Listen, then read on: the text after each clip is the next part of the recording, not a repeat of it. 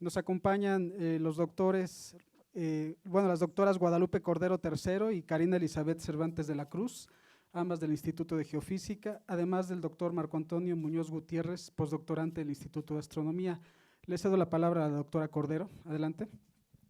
Buenos días, gracias por estar aquí. Buenos días, perdón, gracias por estar aquí. Entonces, hoy les vamos a platicar un poquito sobre este asteroide, pero antes quisiéramos ponerlos un poco en contexto para que entendamos bien por qué es importante la observación de este objeto. Entonces, en los asteroides, cuando vemos el sistema Tierra-Luna, pareciera que estamos muy solitos, pero en realidad hay muchos objetos rondando este sistema. En particular, caen diariamente a la Tierra toneladas de material, nada más que no los vemos porque la mayoría de estos objetos son muy pequeñitos, son las famosas estrellas fugaces que vemos en la noche y que también están cayendo en el día, pero dado que la luz del sol es muy brillante no se pueden observar. Este es de nuevo la Tierra y la Luna, y en perspectiva ponemos el asteroide Ceres, que es el objeto más grande del cinturón principal de asteroides, para que tengamos una idea de los tamaños. Este es Ceres, con el siguiente objeto que le sigue en tamaño, que es Vesta. Este es el asteroide Eros, que tiene unos 33 kilómetros de longitud.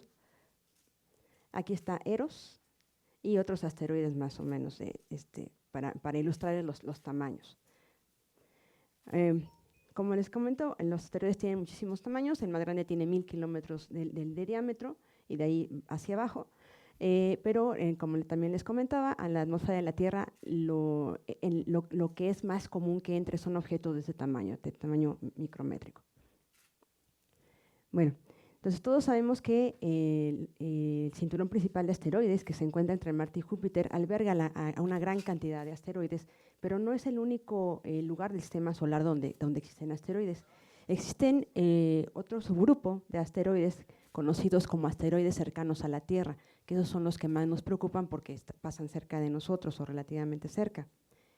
De estos asteroides cercanos a la Tierra también podemos subdividirlos en varios grupos. Aquí, para referencia, tenemos el Sol, la línea punteada es la órbita de la Tierra, y la distancia entre cada par de marcas es una unidad astronómica, es decir, la distancia promedio de la Tierra al Sol. Entonces aquí vemos los grupos de asteroides cercanos a la Tierra que se han observado, excepto uno. Hay un grupo que no está aquí mostrado, pero cuya órbita están completamente contenidas dentro de la órbita de la Tierra, que son los asteroides tipo Atira o Apogele. Los asteroides tipo Atón son de este tipo, ven que tienen órbitas muy similares a la terrestre.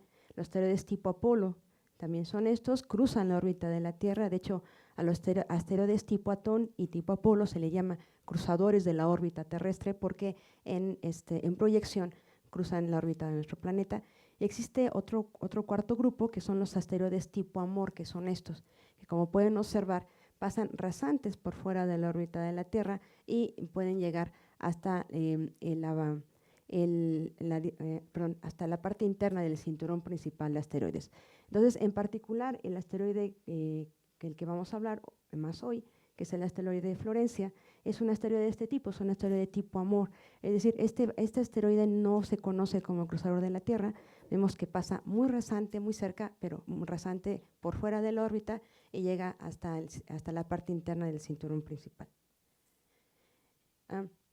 Estos son datos actualizados al 24 de agosto, entonces para que tengamos una idea, hay 16 asteroides conocidos del tipo Atira, que son los que están completamente contenidos dentro de la órbita de la Tierra. Hay 1211 asteroides tipo Atón, 8963 asteroides tipo Apolo y 6274 asteroides tipo Amor. De este es a los que pertenece el asteroide Florencia. De estos 4 grupos de asteroides podemos sacar un subgrupo que es muy importante, porque a estos grupos se les conoce como asteroides potencialmente peligrosos. Para que un asteroide sea potencialmente peligroso se necesita tener 2 características. La primera es que su tamaño sea mayor de 140 metros y la segunda es que su distancia mínima a la Tierra sea menor que 19.5 veces la distancia Tierra-Luna. En ese sentido, el asteroide Florencia es un asteroide potencialmente peligroso. De estos asteroides potencialmente peligrosos se conocen 1827, de los cuales 157 tienen más de 1 kilómetro. Estos son a los que no se les quita el ojo de encima. Entonces, para que tengamos una idea de por qué es importante estudiar estos objetos y poder predecir posibles choques en el futuro, aquí les pongo una tablita donde la cantidad física importante de considerar es la energía cinética, y aquí este es un experimento pensado de objetos que tuvieran 1 metro, 10 metros, 100 metros y 1000 metros, o sea, 1 kilómetro, y esta es la energía que tendrían si chocaran con nuestro planeta. Lo puse en kilotones para poder compararlos con la energía de una bomba nuclear. Las bombas nucleares que estallaron en Hiroshima y Nagasaki tenían una energía de aproximadamente 15 kilotones. Entonces, comparado con eso, nos damos cuenta que un objeto de 10 metros, que no es muy grandote, se estrellaría contra la Tierra con una energía comparable a 5 bombas atómicas. Un objeto de 100 metros se estrellaría con nosotros con una energía comparable a 5,000 bombas atómicas, y un objeto de 1 kilómetro se estrellaría con la Tierra con una energía comparable a 5 millones de bombas atómicas. Entonces, con esto en mente vamos a ver a Florencia. Florencia es el asteroide 122, al cual se le registró con precisión su órbita y se descubrió, su nombre provisional es y lo que nos indica es que se descubrió en el año de 1981. El siguiente paso por la Tierra, su siguiente paso de acercamiento máximo con la Tierra ocurrirá el 1 de septiembre de 2017, con una distancia mínima de 18.38 veces la distancia Tierra-Luna, una velocidad de 13.53 kilómetros por segundo y un tamaño estimado, porque no se sabe bien, entre 4 y 9 kilómetros. Entonces, como pueden ver, es potencialmente peligroso dado el tamaño. Entonces, recuerden que también un objeto de 1 kilómetro, si se estrellara contra la Tierra, se estrellaría con una energía de 5 millones de bombas atómicas. Tiene al menos 4 veces más que eso. Bueno, entonces, estos son realmente en las inmediaciones de la Tierra. Tenemos muchos asteroides pasando cerca todo el tiempo. Estos son algunos de los que van a pasar, los que están pasando en este momento, y van a pasar el 1 de septiembre y un poquito después. Entonces, como vemos, bueno, el más importante es Florencia, efectivamente, por la distancia mínima y por las dimensiones, pero realmente hay otros, ¿no? Por ejemplo, que va a pasar el 30 de agosto, a una distancia de menos de 10 veces la distancia Tierra-Luna y con una distancia de 25 a 55. No se consideraría potencialmente peligroso por el tamaño, pero si recordamos Chelyabinsk tenía 17 metros y el estallido en la atmósfera produjo muchos daños, tanto materiales y muchas personas heridas, más de 1000. Es un poco más grande que Chelyabinsk. Entonces, aunque realmente asteroides como causan sensación por el tamaño, realmente los que estamos aquí en la mesa, los astrónomos, los geofísicos que nos dedicamos al estudio de asteroides, meteoroides, nos interesa también estudiar estos objetos más pequeños, porque además los más pequeños son más comunes que entren a la atmósfera de la Tierra. Aquí, por comparación, pongo un asteroide que también pasó muy cerca de nosotros el 19 de abril de este año, que fue el 2014 JO25, que pasó a una distancia 4.57 veces la distancia Tierra-Luna y con un tamaño de 640.400 metros. Entonces, bueno, mis compañeros más adelante les van a dar más datos sobre esto. Le cedo la palabra a la doctora Cervantes. Gracias. Bueno, si bien es probable que afortunadamente no nos vaya a caer este asteroide, pero sí es muy importante para la ciencia porque se pueden estudiar las propiedades de estos cuerpos, y a medida que más se conocen las propiedades de estos cuerpos, pues podríamos predecir cuando nos vaya a tocar algún asteroide que sí vaya a caer a la Tierra, pues por lo menos podíamos tomar algunas providencias y evitar pues que nos caiga, ¿verdad? Entonces, afortunadamente para este asteroide, lo que se conocen son sus propiedades espectrales. Entonces, ¿qué son estas propiedades espectrales? Pues realmente cuando se acerca un asteroide, lo que podemos medir es la luz que refleja la superficie de estos asteroides y conocer así de qué está hecho. O sea, por ejemplo, la luna podemos ver su brillo y a partir de ese podremos deducir que tiene rocas muy similares a las rocas que están aquí en el Pedregal, sobre todo las partes oscuras de la Luna son muy similares a las rocas que están aquí en el Pedregal de San Ángel, que se llaman basaltos. Entonces, la oportunidad que vamos a tener con este asteroide es que vamos a poder estudiar mejor estos objetos. Entonces, si vemos esta animación, vemos la superficie, se ve una superficie relativamente oscura, llena de cráteres.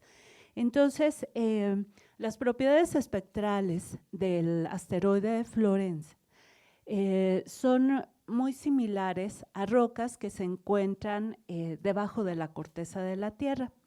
Entonces, hay algunas meteoritas cuyos espectros se han comparado con los espectros de Florence y son muy similares. Entonces, espectralmente, Florence es un asteroide tipo E, que quiere decir que está compuesto de un mineral rico en sílice, hierro y magnesio, que son meteoritos ricos en enstatita. Y pues bueno, ya mi compañera dijo que este tipo de asteroides es un asteroide tipo Amor. Eso quiere decir que va a pasar rasante a la órbita terrestre, mas no la va a cruzar, afortunadamente para nosotros. Y digo afortunadamente porque el asteroide que cayó en Chicxulub hace 66 millones de años, precisamente medía 10 kilómetros. Entonces, si mide entre 4 o 9 kilómetros, aún no se determina bien el tamaño, pues bueno, sería una catástrofe a nivel global. Entonces, pues bueno, afortunadamente para nosotros, pues lo que vamos a tener la oportunidad es de establecer bien el tamaño de este asteroide, conocer mejor cómo está constituida la estructura de este asteroide, si fue un asteroide que fue parte de un solo cuerpo, de un solo planetésimo o de un embrión planetario, o bien comparado con el asteroide Itokawa, si es un asteroide que está reensamblado de muchos fragmentos de otros asteroides que volvieron a formar un cuerpo. Entonces, eso es lo que no se conoce de este asteroide. Así que vamos a tener la oportunidad, sin gastar tanto dinero en una nueva misión espacial, que llegue a la superficie de este asteroide, sino que por medio de telescopios pues se va a poder estudiar mejor la superficie de este asteroide. Entonces, pues bueno, solamente algunos datos curiosos. Este asteroide se descubrió en 1981 y ya después se le quitó el nombre de 1981 ET3 y se le cambió a Florence en honor a una enfermera que se considera la fundadora de la enfermería moderna. Entonces, encuentros cercanos hubo en 1890 y el siguiente encuentro cercano con este asteroide va a ser hasta el año 2500. Entonces, pues no vamos a esperar tanto, mejor estemos atentos a lo que pase con este asteroide. Va a tener un brillo de magnitud 9, es decir, que podría verse con telescopios en un cielo relativamente oscuro, un cielo oscuro, y se va a ver más o menos por los cuadrantes de las constelaciones Piscis, Capricornio, Acuario. Entonces, pues bueno, más bien puede ser un evento bonito si no está nublado, y si se van a un lugar en donde esté muy oscuro, pues hasta se puede ver este asteroide. Entonces, las observaciones más fuertes se van a estar haciendo en estos dos observatorios auspiciados por la NASA, en el Goldstone Solar System Radar y que está en Puerto Rico. Y pues bueno, otros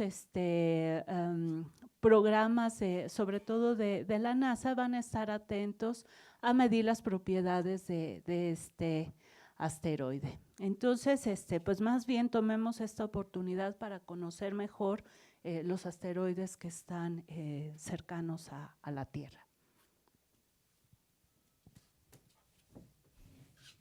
¿Con este?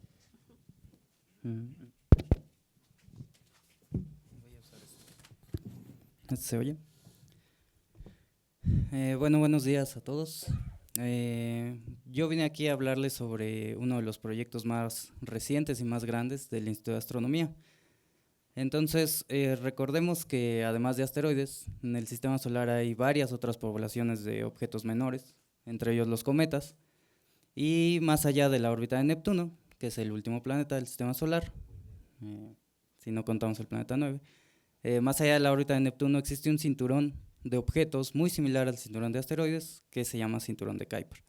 Entonces, en el Instituto de Astronomía, el proyecto TAOS-2 es un censo automatizado de observaciones de estos objetos transneptunianos, todo lo que esté más allá de Neptuno, por ocultaciones de estrellas. Entonces, este censo, este proyecto, que consta de 3 telescopios ópticos, va a estar observando alrededor de 10,000 estrellas a la vez, buscando pequeñas fluctuaciones en el brillo de estas estrellas, producidas por el paso de uno de estos objetos frente a la estrella. Lo cual produce básicamente un pequeño eclipse de la luz de la estrella, y es lo que podemos observar. ¿Por qué nos interesa esto? Bueno, realmente esta forma indirecta de observar los objetos transneptunianos nos permite observar la población de tamaño más pequeño en el cinturón de Kuiper.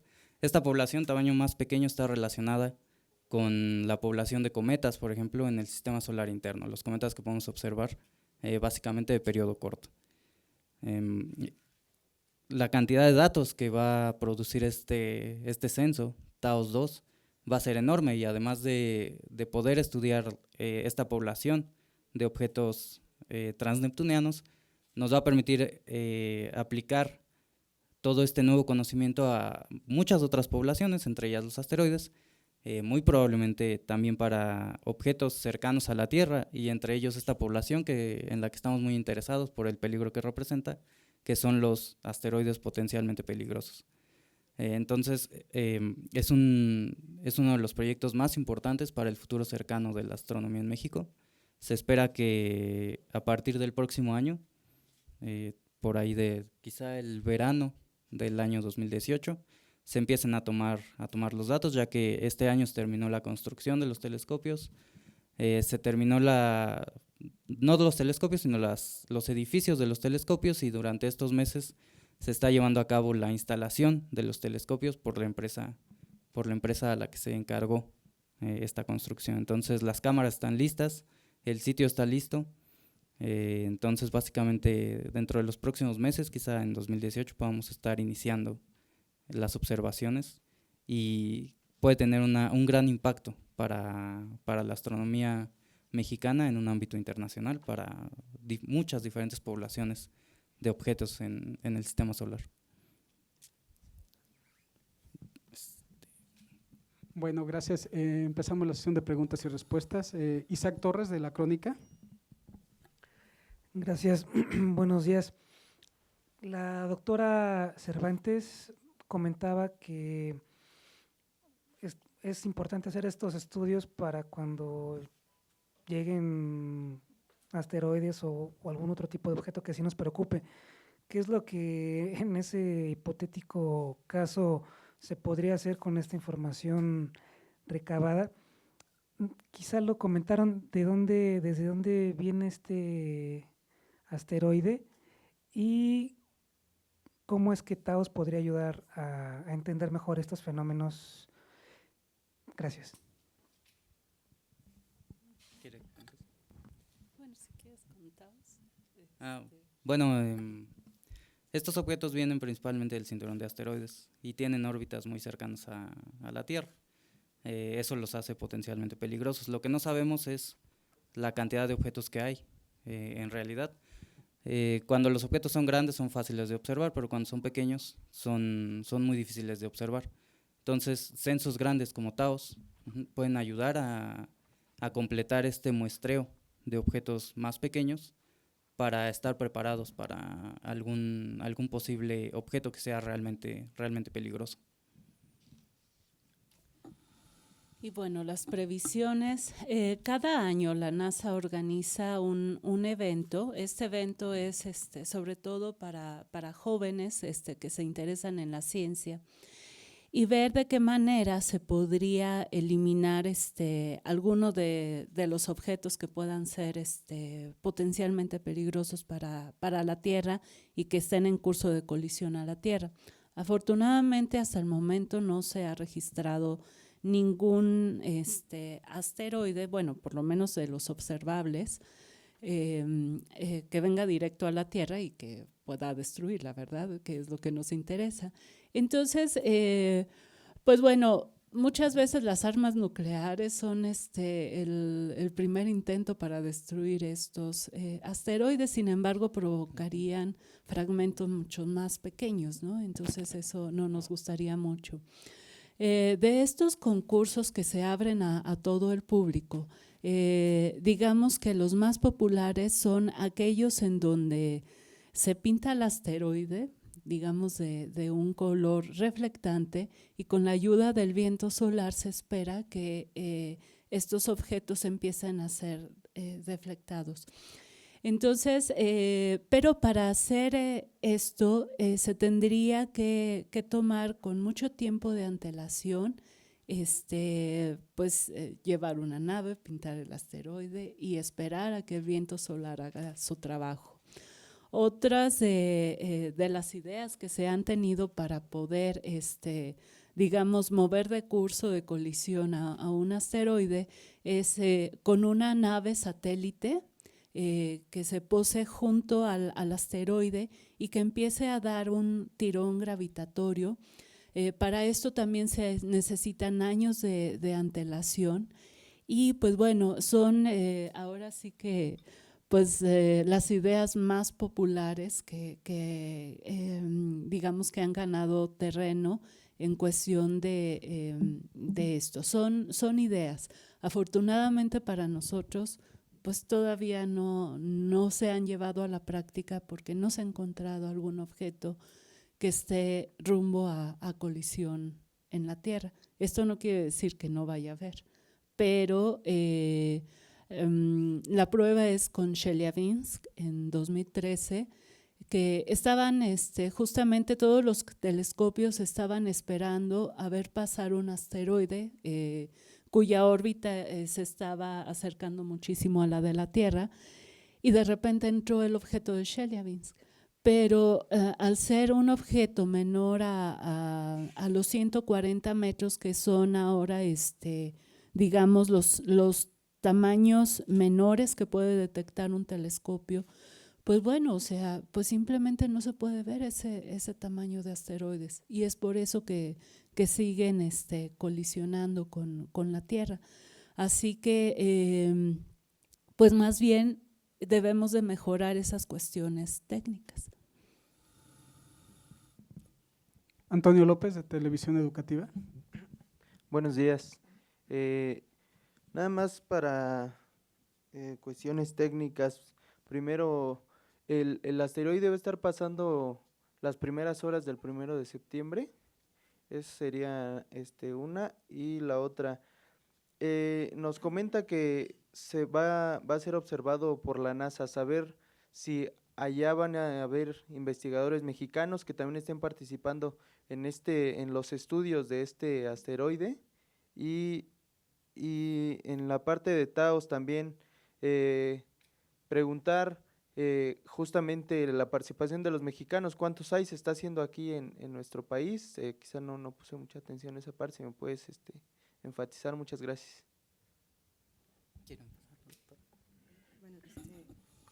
Lo va a estar observando la NASA, como lo comentó la doctora Cervantes, con este radar. Es también muy importante que estos objetos se acerquen, porque cuando se acercan lo suficiente es posible estudiarlos no solo con telescopios ópticos, sino con radares. El radar es muy especial porque lo que se hace es, en lugar de recibir la luz del objeto, o reflejada por el objeto en este caso, lo que se hace es enviar una señal en las longitudes de onda del radar. Esa señal llega donde está el objeto, rebota y nos permite conocer su velocidad de rotación, por ejemplo, y últimamente tiene una técnica maravillosa que permite no solamente conocer la velocidad de rotación, sino el tamaño y la forma. Entonces, en lo que se espera de estas observaciones es poder conocer la forma del asteroide Florence.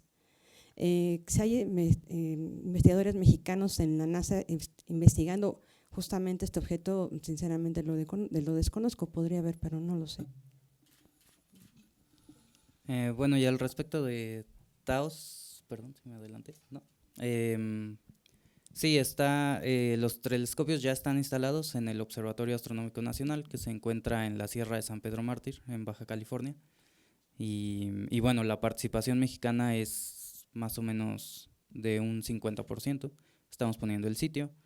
La colaboración incluye a Taiwán, la Academia Cínica de Taiwán, y al Center for Astrophysics, al CFI de Harvard en Estados Unidos. Pero es una participación menor, la de Estados Unidos. Principalmente los socios son México y Taiwán. Y hay una buena parte de investigadores y técnicos mexicanos trabajando actualmente en el sitio y en el proyecto, y en la parte científica está un poco más dominada por los taiwaneses, pero estamos entrando de ahí de manera importante.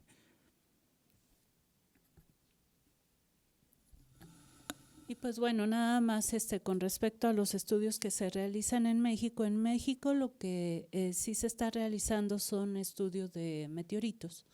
Entonces, pues bueno, no es que vaya a caer, pero en dado caso que cayera alguno de estos fragmentos en territorio nacional, pues México sí tiene la capacidad para hacer los análisis de esos materiales.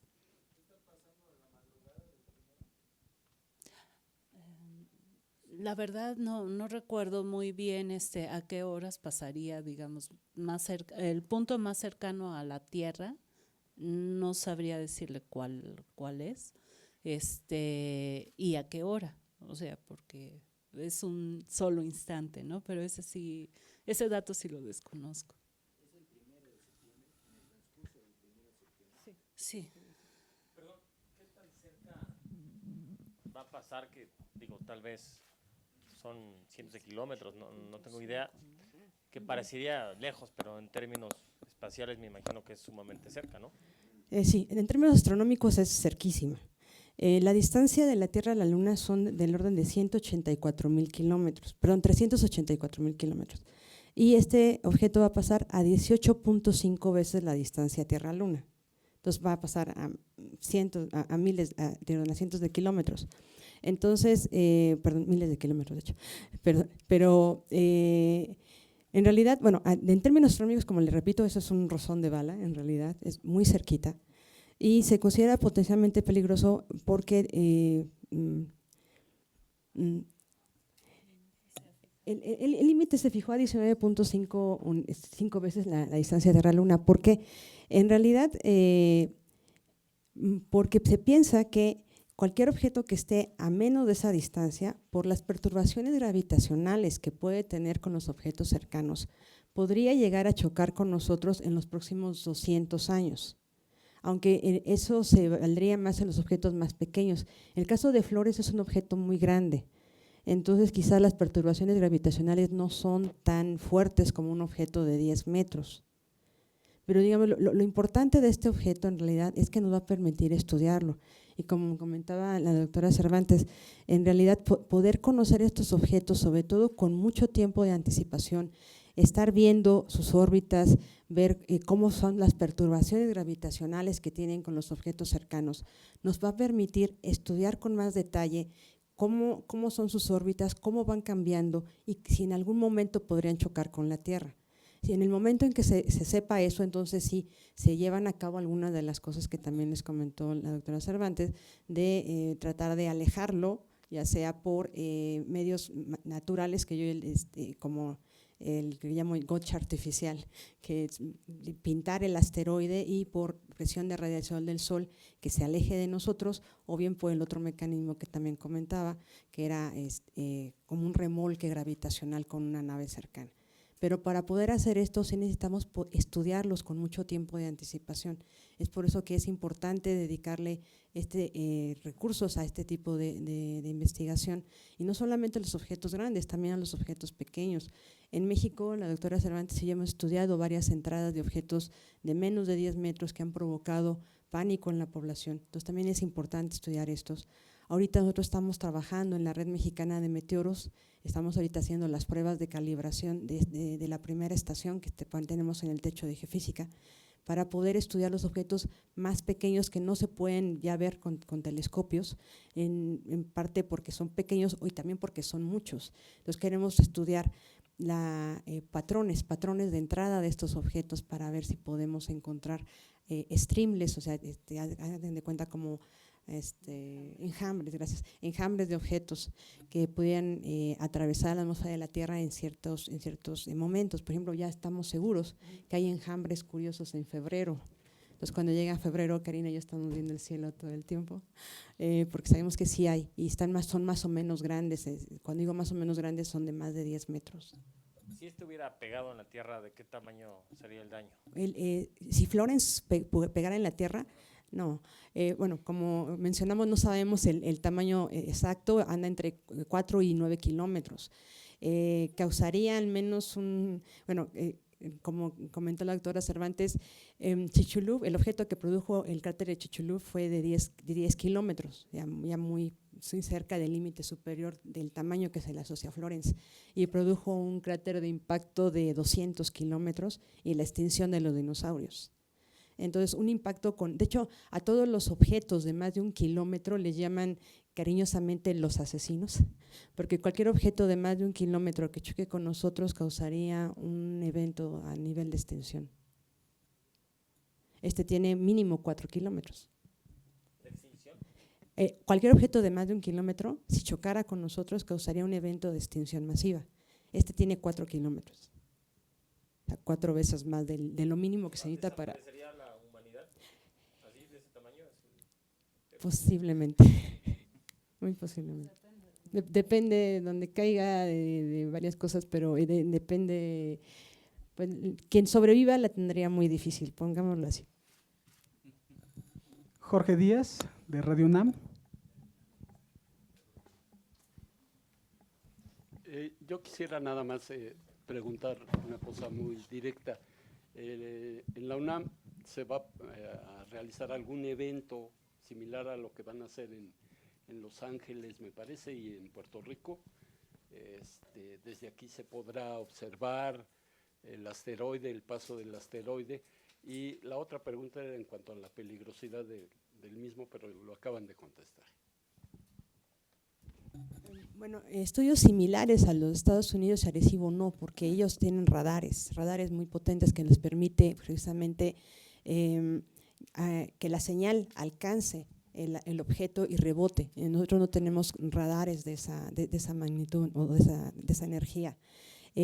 Posiblemente los colegas en Ensenada sí lo observen el paso con los telescopios ópticos, pero ahí sí no tengo información si alguien lo vaya a observar en Ensenada. No sé.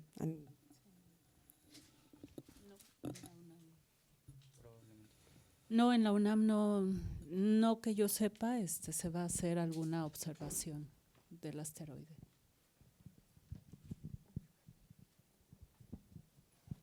Adelante. Carla Torres, del Foro Consultivo, buenos días.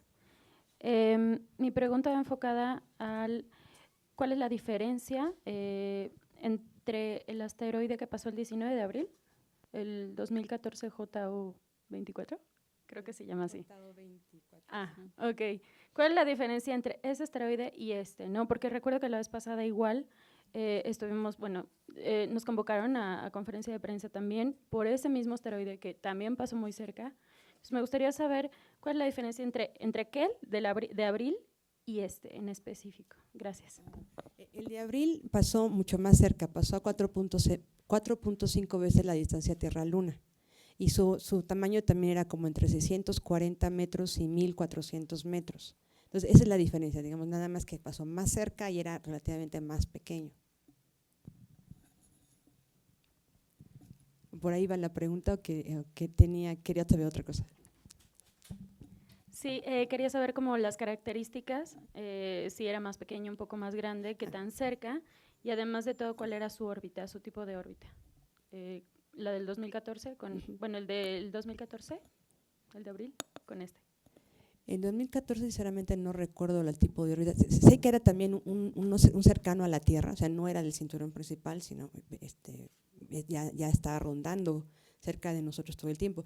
De hecho, como se mostré en la gráfica, todos tienen órbitas, los más elongados serían los Amores, como Florence, que pasan rasantes cerca de la órbita de la Tierra y llegan cerca del cinturón principal. En realidad, estos pasan cerca dan una vuelta alrededor del Sol cada menos de 3 años quizás, ¿no?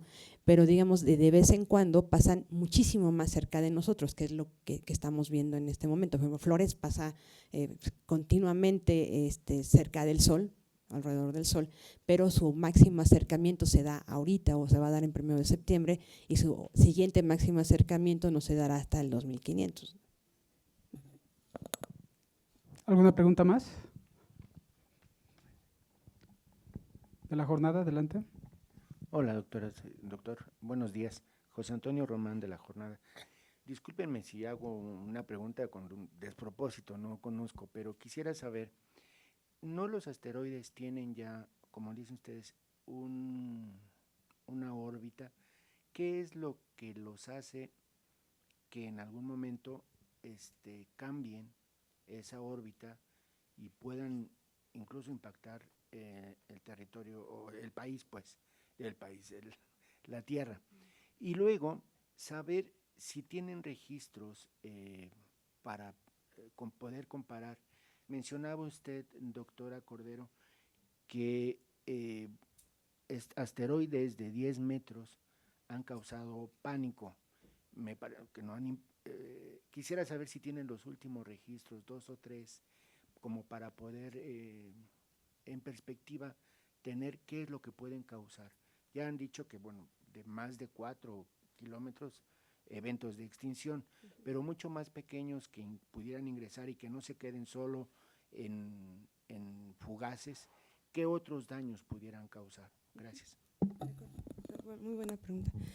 Bueno, en principio, los asteroides se determina cierta órbita, pero no se quedan siempre en esa órbita por las perturbaciones gravitacionales que pueden tener con el Sol, con otros asteroides o incluso pasos cerca de la Luna o la Tierra. Poco a poco, aunque no se note mucho en principio, todas estas perturbaciones sumadas durante periodos de tiempo largo van haciendo que las órbitas se modifiquen.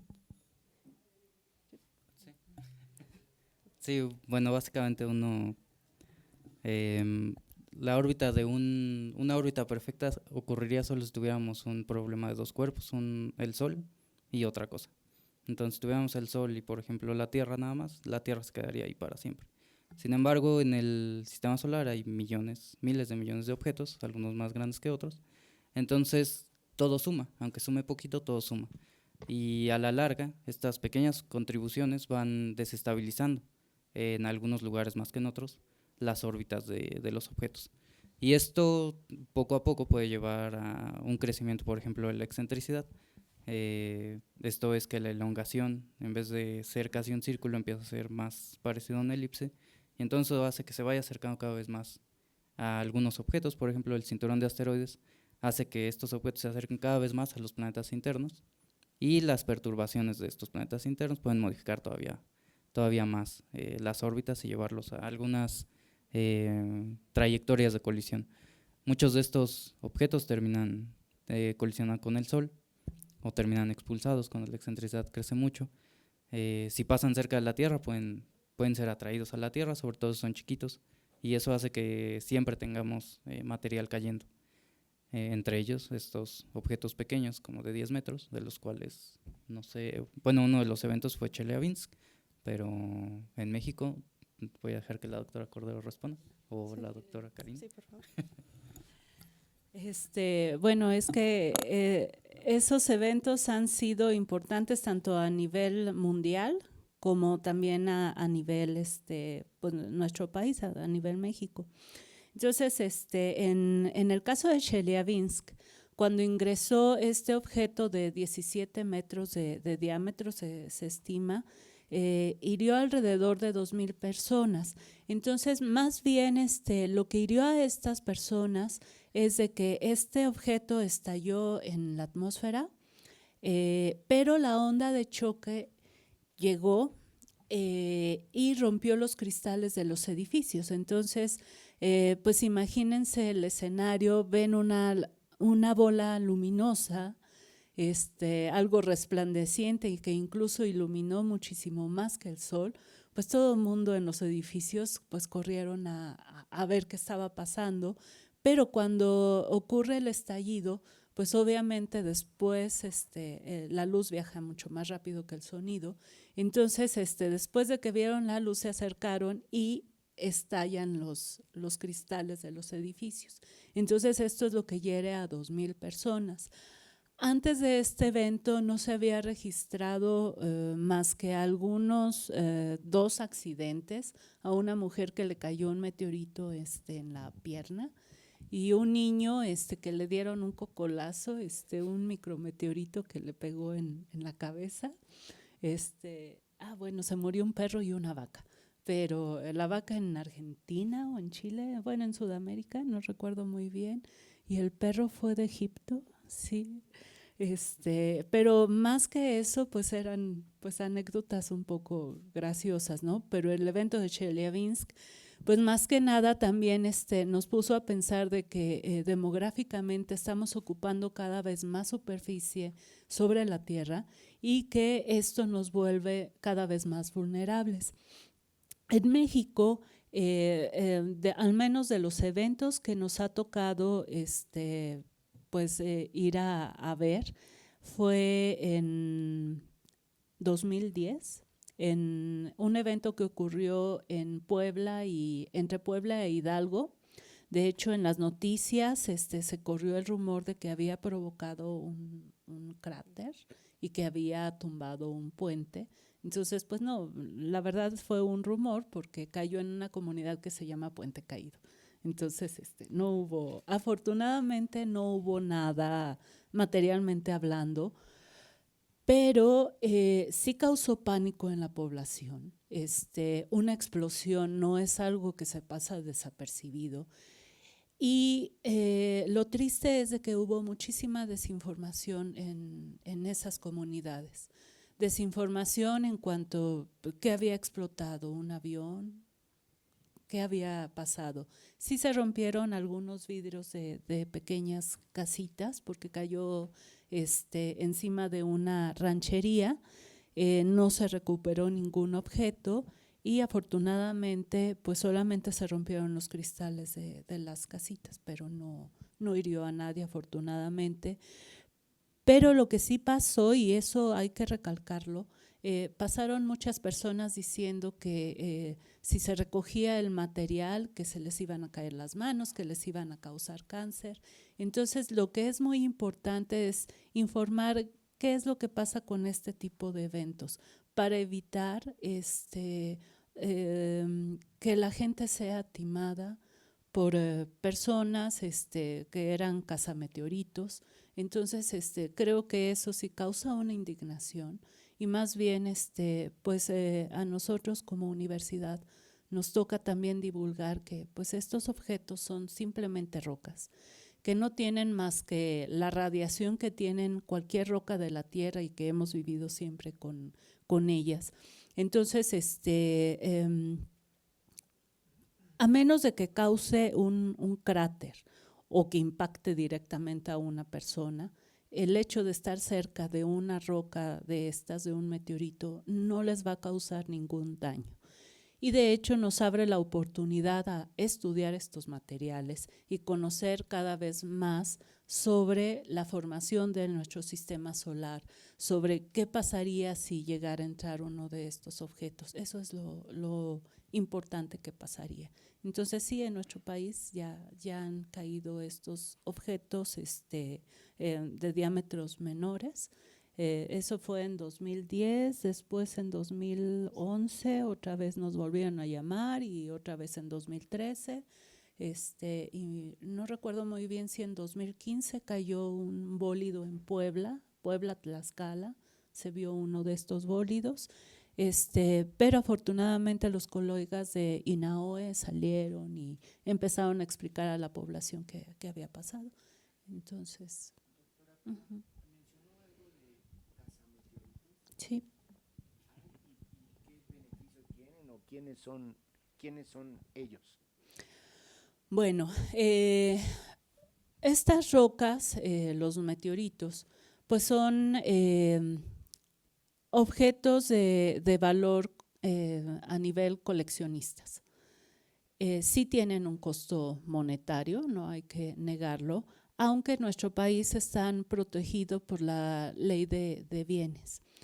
Y más que protegidos, a mí me gusta más hablar de qué tan importante es tener estudiar estos meteoritos. En la región de El Quemado, cerca de Acapulco, un campesino vio caer un objeto, igual una bola de fuego, un sonido, y lo vio caer muy cerca de sus tierras. Entonces, él recoge esta roca y años después la trae a astronomía. En astronomía, pues bueno, estudian los objetos, los bólidos, pero no estudian las rocas. Entonces, la roca fue estudiada en el Instituto de Geología y otra parte se mandó a Estados Unidos y se dieron cuenta que ese material habría un nuevo grupo de clasificación de meteoritos que se llaman acapulcoitas. Acapulcoitas, porque como, bueno, el nombre de las rocas se las da a la localidad más grande cercana al lugar. Entonces, pues bueno, en este caso no quedaba El Quemado porque era una comunidad chiquita, pero la comunidad más cercana era Acapulco. Entonces se le dio el nombre de Acapulcoita al grupo de las meteoritas. A la roca se le llamó Acapulco. Entonces, esa es la importancia de que se estudien los materiales que caen en nuestro país, que sean estudiados en nuestro país. Otro de los casos escandalosos fue la caída del meteorito Allende en Chihuahua en 1969. Cayeron alrededor de 4 toneladas de rocas. 2 toneladas están en Estados Unidos porque ellos fueron quienes recuperaron la mayor parte del material y solamente 80 kilogramos quedaron en la Tierra. Es ahorita la meteorita más estudiada a nivel mundial porque pues fue muy abundante la caída. Pero no es de las más estudiadas en México porque también quedó poco material para estudiarlo.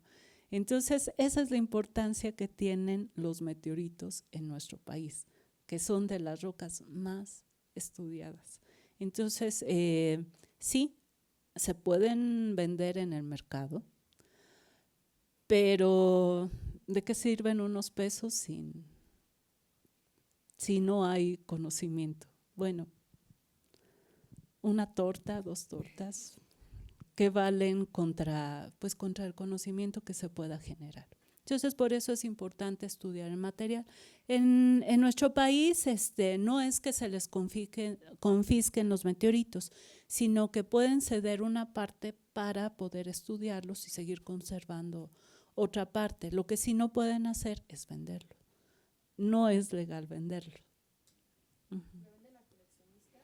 Sí. ¿Y qué valor podrían alcanzar? Depende. Por ejemplo, Allende, $20 el gramo. El gramo. ¿Y es como el más costoso? Sí. Sí, es bueno, de nuestro país el más costoso es Allende. Nosotros no. Ese fue el problema. ¿Alguien más? Bueno, agradecemos a los doctores su participación y a todos ustedes su asistencia. Que tengan buen día.